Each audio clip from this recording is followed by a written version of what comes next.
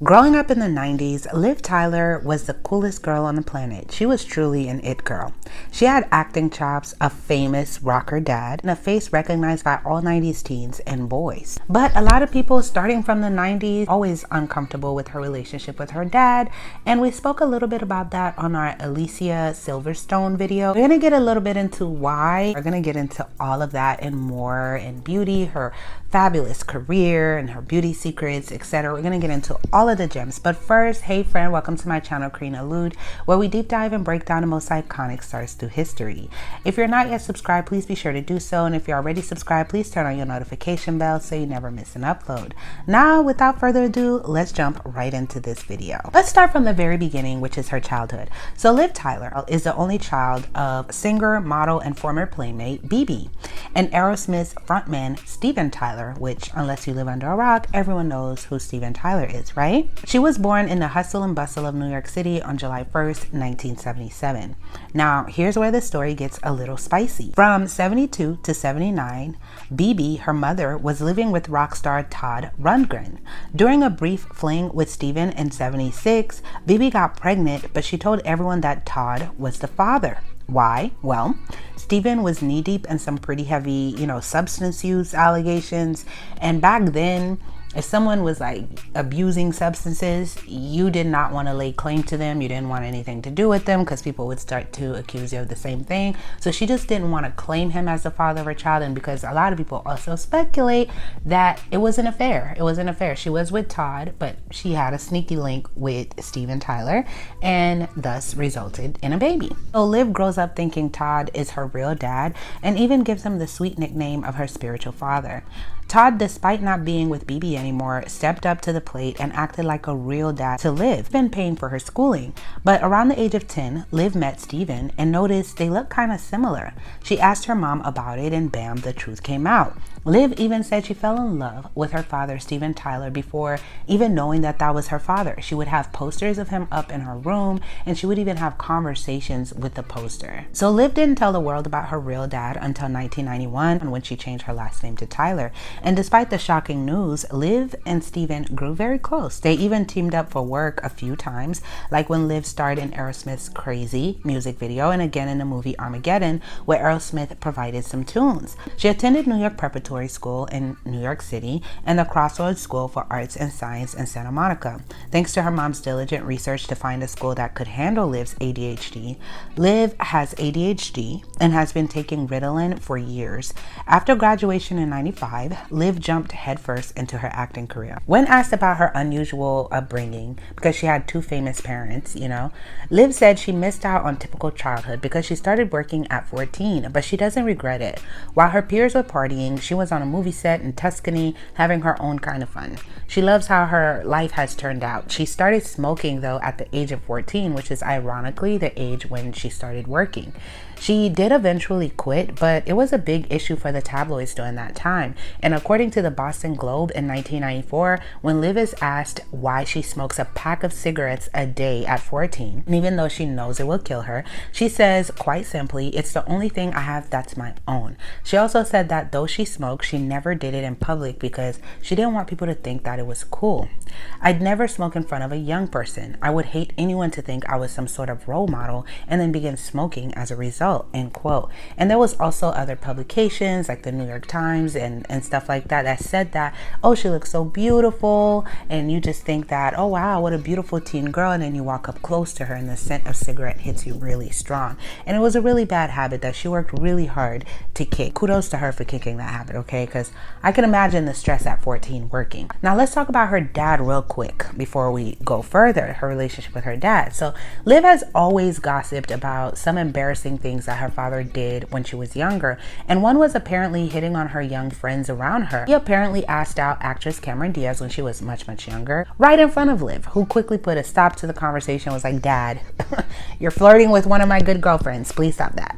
But on her sexy appearance, let's talk about the most controversial thing about their relationship. It was the music video that she did for Crazy, right? Her sexy appearance in her dad's video at age 16, okay? She was 16 when she was in this video, and I'm gonna show you guys a clip of the video without the music, of course, for copyright reasons.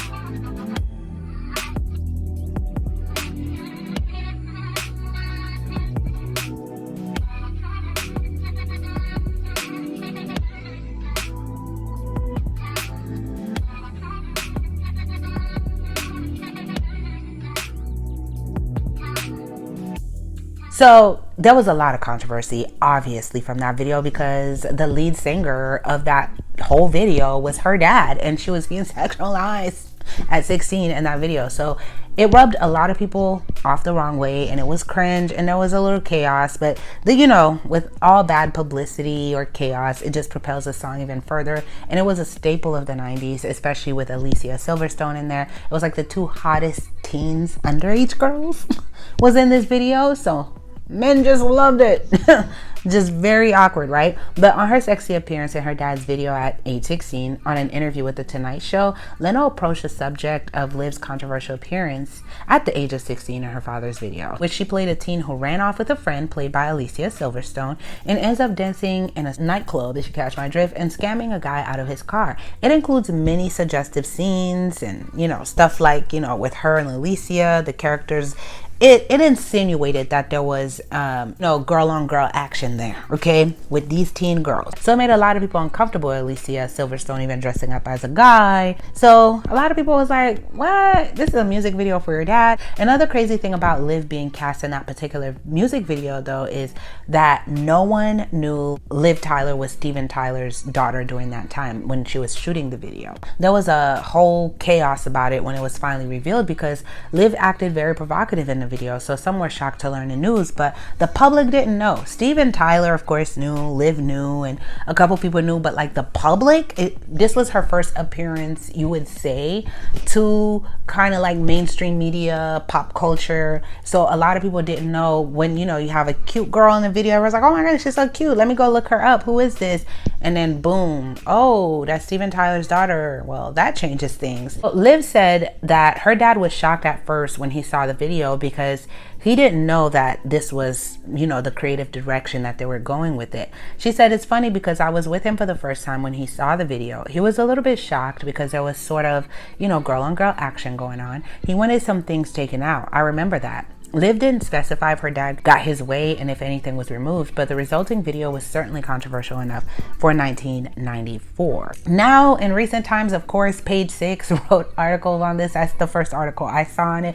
There's been many articles written on it, tweets, and when you go on Reddit and Quora and the backwoods of these shadows, a lot of people like to make conversation about how uncomfortable her relationship with her father is because in their adult age, they kiss on the lips. Now, I'm not sure if it's a Haitian thing because culturally I might be out of the loop. In the Haitian culture, we just don't kiss kids on the lips. We don't, whether it's your kids, it just doesn't happen. I'm not knocking anyone that does that because some people do that when they're really, really young. But after, especially in your grown age, you don't kiss your parents on the lips like this. It's just, what? You don't walk around wearing nothing or, stuff like that. You kind of still have this reverence for your elders, and your elders have boundaries with their youth. So that's just culturally for me. But I'm not sure in America, a lot of things go. So, but I've noticed to my surprise that a lot of people find it cringe and are very uncomfortable with the PDA that she does show to her dad. I don't have an opinion on it. I really don't with the kissing thing because I know people, even in certain cultures too, they kiss sometimes cheek to cheek, mouth to mouth and stuff, and it's nothing. So there's some cultures where that level of affection plays, but we gotta understand that Liv Tyler and Steven Tyler are based in America and they go by the American culture. So you can't really write it off as a culture thing, and because it's Hollywood, Nonetheless, comment below your thoughts, and let's go to a lighter note before we get into her career and accomplishments, okay? Let's take a quick intermission to talk about her beauty because the 90s, she owned the 90s, her and Alicia Silverstone. They were the most talked about, the most beautiful. My favorite movie from her, Stealing Beauty, She was kind of like the epitome of the 90s youth and beauty. So let's talk about her beauty secrets. Standing at 5'10", Liv certainly has a model-esque figure. Since beginning her career in 1990, the actress has maintained her beauty and figure. Okay, she told Into the Gloss, and I quote, "I really learned about makeup and skincare from watching my grandmother and my mom. My grandmother was very elegant, very detail-oriented, and kind of meticulous about her routine, about how groomed she was. She started teaching me the importance of moisturizing at 6 years old, putting moisturizer on me every night. She also taught me things like never go to sleep without washing your face. So at a very young age, I was washing my skin. When you put a bit more effort into something, the results are wonderful, especially as a woman, in your health, your body, your skin, your hair. That being said, I think the exfoliation is the key to beautiful skin. I really do. I use scrubbing gloves every day in the shower. They just make you glow and get your blood flowing. Your skin is your biggest organ. And when I'm showering, I'll turn the water to cold for the last couple minutes, which a hairstylist friend told me closes the hair cuticle. It makes your hair really shiny and beautiful. And I always feel like it makes you a little bit skinnier. And she also likes to take lots of baths with Epsom salt to remove her toxins, like hot baths. But we just did our Maria Montez video and we saw how she died from that. So I wouldn't recommend that beauty trend, okay? If you haven't seen that, go watch my Maria Montez video. So I wouldn't recommend that beauty, okay? But when it comes to makeup, she said, I like to look like I don't have makeup on. I think I have a face that can take a lot of makeup product, but she doesn't prefer it, okay? And when it comes to food, Liv loves potato chips as a cheat meal, especially Doritos. She told Teen Vogue about her diet, saying, for a healthy snack, I usually make a crudité and cut up cucumbers and carrots, and I drink a green juice every single day with apple, ginger, cucumber, and celery. I crush macadamia nuts up and sprinkle them on top so I can chew them while I drink. And according to fan sites, she also loves Japanese food, and her favorite colors are green and red. So you already know, leave a green and red heart in the comments for her. Now, in terms of her career, she began a modeling career at age 14 before making her film debut in Silent Fall. She went on to achieve critical recognition with starring roles in Heavy and Empire Records, which I loved Empire Records also, as well as The Thing You Do and Stealing Beauty. She then appeared in films such as Inventing the Abbotts, Armageddon, Cookie's Fortune, Dr. T and the Women, and One Night at McCool's. She then played the elf Arwen in the Lord of the Rings film trilogy, which became one of the highest grossing film series in history. Comment below your favorite film from her, okay? Following the success of Lord of the Rings, Tyler has appeared in a variety of roles, including the films Jersey Girl, I love that from her too with Ben Affleck, Lonesome Jim, Reign Over Me, The Strangers, The Incredible Hulk, Robot and Frank, Space Station, Wildling, and Ad Astra. And outside of film, she starred in the HBO supernatural drama series The Leftovers, the BBC period drama series Gunpowder, the ITV Hulu period drama series Harlots. Tyler is also a singer, having sung with composer Howard Shore. She appeared as guest vocalist on the Lemonheads album Varshans.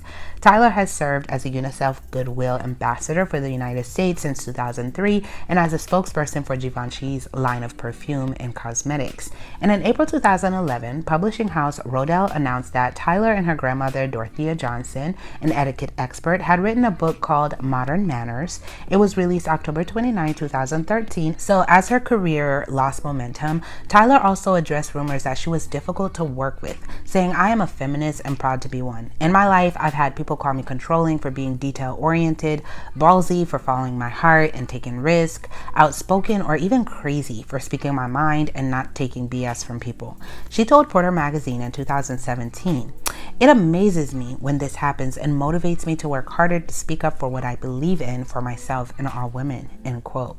At the height of her career, just as Lord of the Rings, The Return of the King was winning public and critical acclaim, started to be scrutinized for her figure, but she refused to pay heed to the criticism. She said, I've been told that if I lose weight, I'd have more work, but I refuse to submit myself to Hollywood standards. To the rest of the world, I am slim and I like the way I am, she said at a 2013 interview. Her withdrawal from Hollywood may have caused a stir, but she doesn't seem to miss it. As she herself said almost at the beginning of her career, life excites me. I'm not talking about appearing in movies or doing interviews, but just little normal everyday things. Getting out of bed, getting dressed, making food. I find it all exciting, you know? In terms of her relationship to David Gardner, and their love story began in the summer of 2014 after being introduced by their mutual friend, Kate Moss, which I did a video for also. Their romance blossomed quickly and the couple welcomed their first child together, Sailor Jean Gardner, the following year in February 2015. They went on to become engaged, solidifying their commitment to one another, and soon welcomed their second child, Lula Rose, in July 2016. And she's still living her happy life, private, low-key, not really in the media. Now she models like lingerie. I see her doing a lot of lingerie, but she just aged so gracefully, so beautifully, right? Skin so still flawless and just living life. But what do you guys think about her odd relationship with her father? And also comment below, who else would you guys like to see? If you like the music you're listening to, the link is in the description. I love you guys so much. Thank you for tuning in. Until next time.